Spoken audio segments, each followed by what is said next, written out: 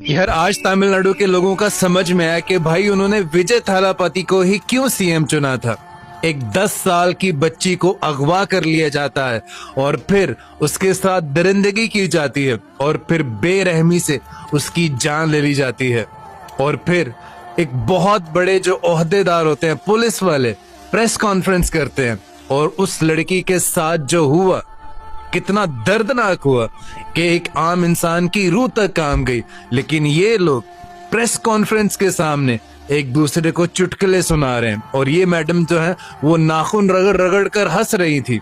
और जब ये बात विजय थालापति को पता चलती है कि भाई हमारे अपनी ही पुलिस हमारे लोगों के दुख पर हंस रही है,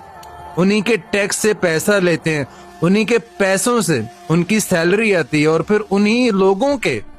दुख पर ही हंसते हैं, तो भाई इस बात का नोटिस खुद तमिलनाडु के सीएम विजय थालापति लेते हैं और फौरन से उस औरत को,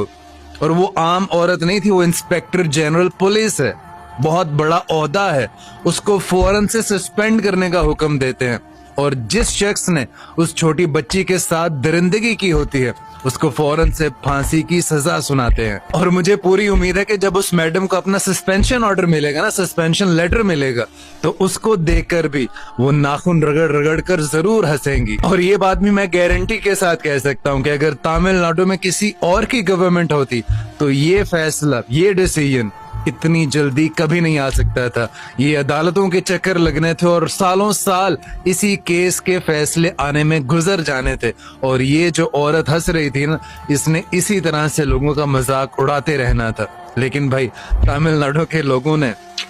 विजय थालापति सीएम के लिए 1 लाइक तो बनता है भाई, वाकई में वो धुरंधर